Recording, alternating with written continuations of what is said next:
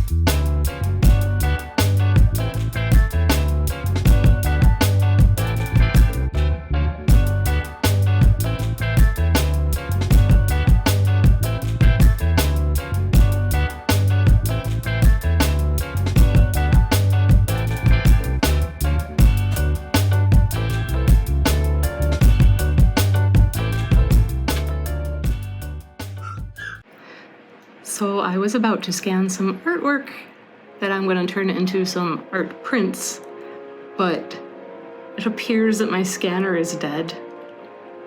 And I guess I can't be too mad because I've probably had this scanner for 12 or 13 years. But it's just another one of those unexpected things that happens. So I'm going to have to do some looking around and see about replacing that guy. Oh well.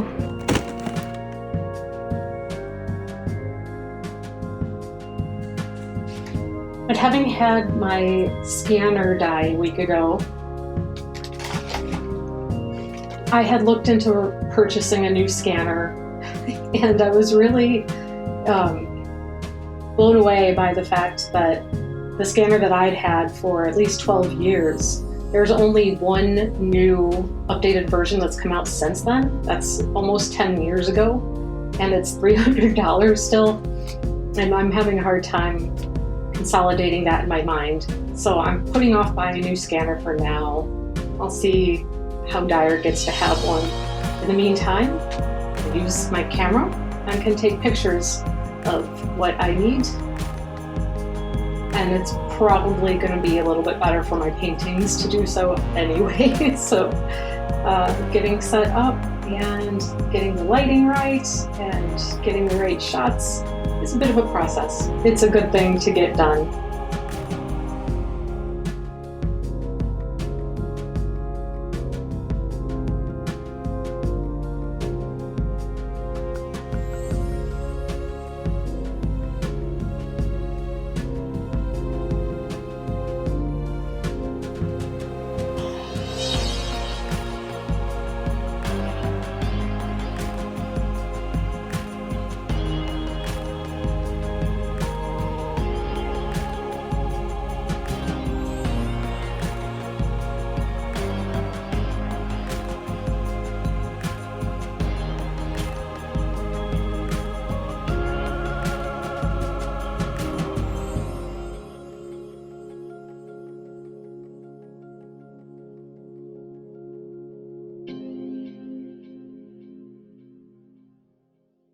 Some of the least exciting things to do in the art studio are the administrative things.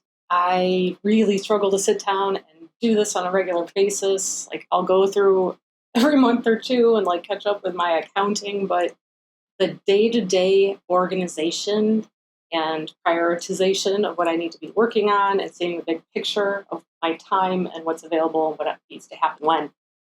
This is something I really struggle with as somebody who has ADHD or is just me. So I'm not sure which. So I'm trying a couple of different things. One thing I kind of like, because I like to still write some things down and have a tangible element to this, is like a weekly planner of some sort. And this is just a tear-off pad that just has a little column for each day of the week. And I can block out the times that I know I won't be in here, and then look at what I'd like to get done in the week and kind of like fill in the gaps of when I think I might be able to do it. So be working on filling this out for the week, now that it's the weekend. For the coming week, I'll be trying to get organized and prepared. Otherwise, I am now trying to work within Notion. And I've always failed at having any other kind of program set up, any app or anything to help me stay organized, whether it's scheduling or just documents of different information about having a business.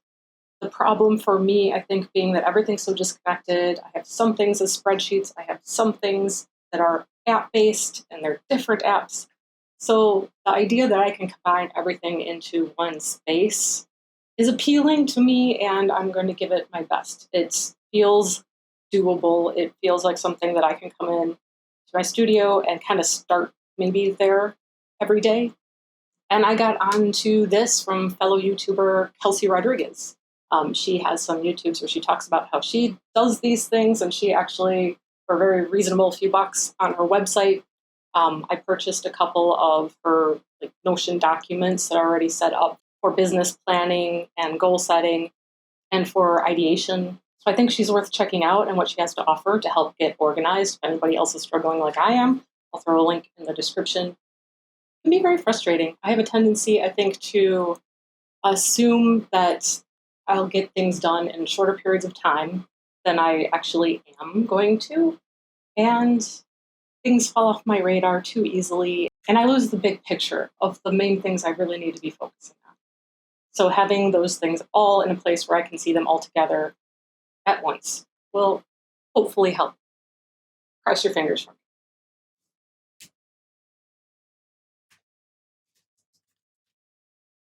I'm going to be able to show work at a local library. I get 2 large walls in the lobby to hang work in, and because it's a library, I thought it would be the most appropriate to hang work for my inspiration project, which is work that I did in 2021 that is 100 portraits of 100 inspiring people, and I did it in 100 days, approximately.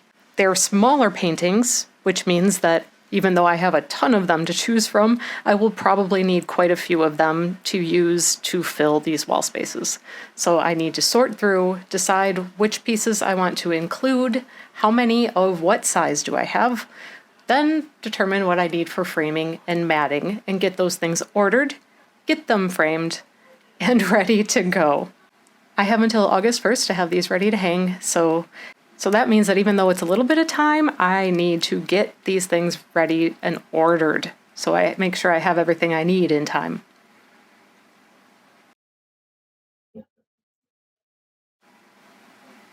And I will spare you the details of ordering and comparison pricing for the frames and the mats. I could cut my own mats. I do have a mat cutter, but with the sheer volume of them, I found that it was cheaper to order them in bulk through a supplier rather than buying all the sheets and cutting them myself and having all the waste here to deal with. And the frames is a whole nother issue. Really nice framing can cost a lot of money, and I need to frame a lot of these, so I do have to kind of negotiate the quality that I'm willing to accept on them, just to be able to get them done in time and in an affordable manner. So I'm doing my best to find a good deal, but not go so cheap that it looks cheap.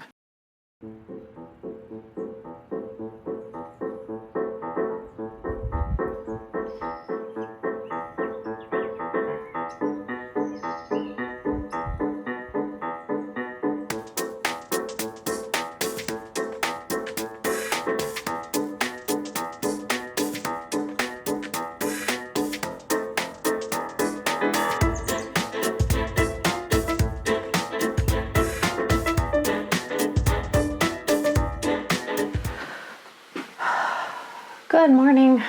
It's late morning now.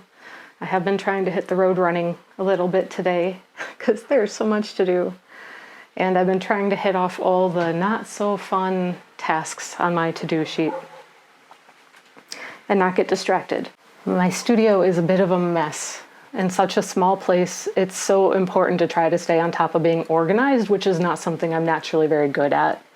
So it's helpful if I take some time to get everything in order so that I can be more organized in my mind as well during the day. So cheers. Oh, one of my favorite mugs.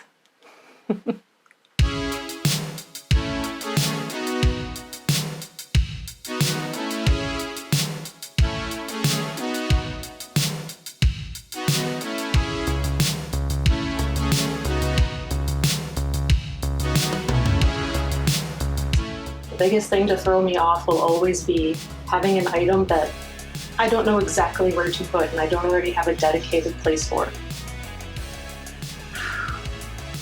This can throw off the entire organizational process. Let's see.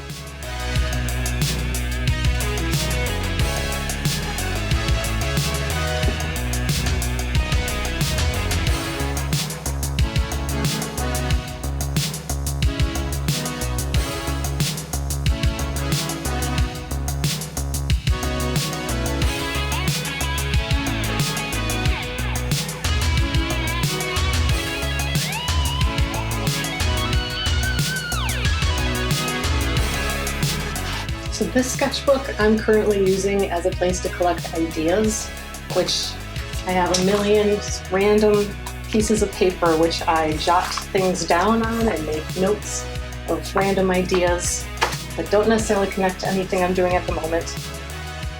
And for now, keep them all together in this one sketchbook.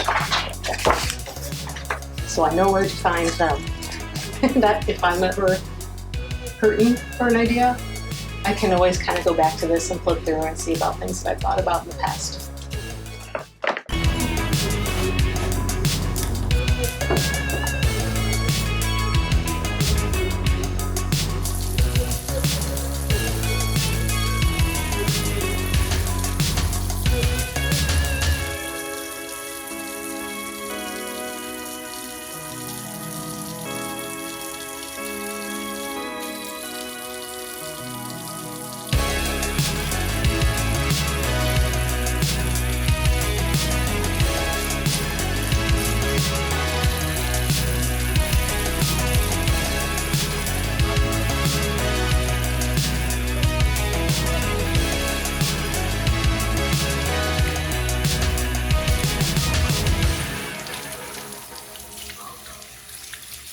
Okay, so it's already 4:30 in the afternoon, and it's been one of those days where I've been busy, but the day has somehow gotten away from me, even though I started out in pretty good shape.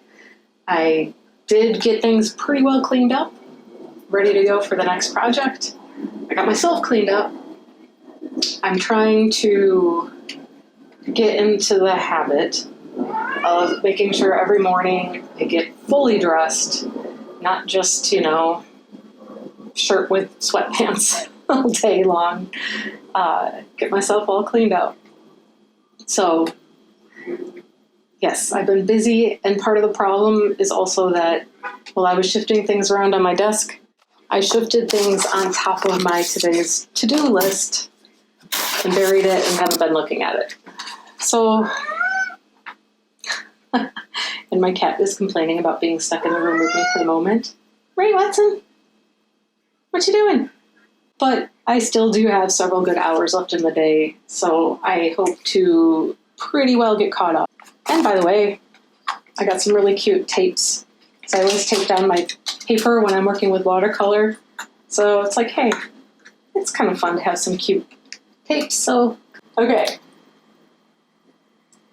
Feeling all the feelings and some happy faces and just a fun, colorful little grid. I got these from Bando. They were having a sale. Finally, after knocking quite a few of these items off the to-do list, I can get to actually doing some creating and painting.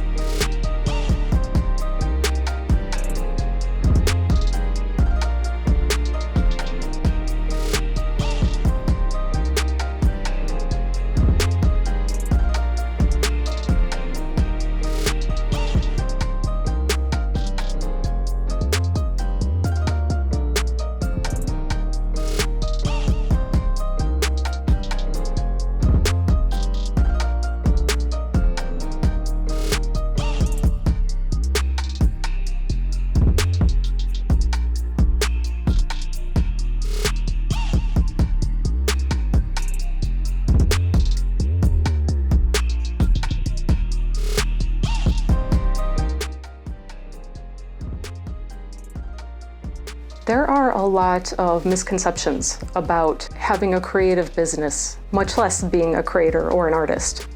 Plenty of stereotypes there, as we mostly know. We are all aware of the stereotype of the starving artist, mentally unwell, lazy and flippant, irreverent, all of those things that are usually assumed as faults in our ability to take care of ourselves, survive, and be serious business people. I once had a boss at a job when I worked as a designer who was new to their position. They were the head operator of the organization, and they came office to office and spoke to all employees to get a feel for what you did and your concerns. So when I spoke to this person, their follow-up to me after I introduced what I do every day and my concerns that existed at the time, they very dismissively told me, "Well, your job's fun. You should be happy to have it." Wow, so patronizing. It's still work. Even the fun stuff, even the creating, it's still work. It's creative energy, it's organization and problem solving and producing, all of which can take a large amount of mental energy. And that doesn't count the skills and the mastering of skills over years, the mastering of software and of artistic mediums and principles. And yes, the learning curve can be steep because there's the stereotype of artists not being good at business. Learning to market yourself, learning to handle your own books can be daunting, but it is entirely doable.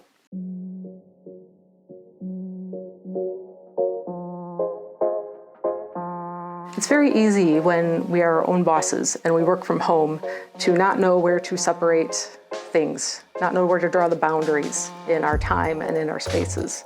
So it is still very important to take the time to do things that are regenerative, that are fun, but don't have any kind of expectation tied to them, that they need to be one thing or another.